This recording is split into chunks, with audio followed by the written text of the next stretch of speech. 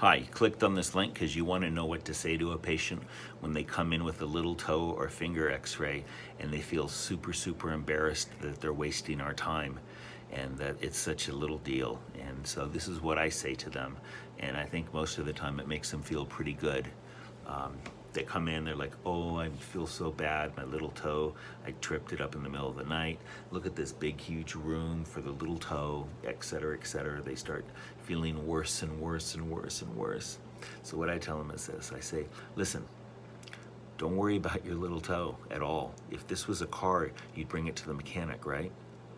And all of the time they say, yeah, you're right. And I say, good, because the mechanic doesn't care why you bring your car in.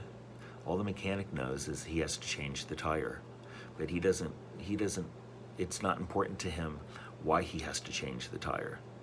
Did the tire hit a bump? Did it get a flat? Did it, no tread? All he knows is he's there to change a tire. So I think if you give him a car analogy, that's pretty good, or a bicycle analogy, same thing. But if they can't walk, it's kind of like a car going,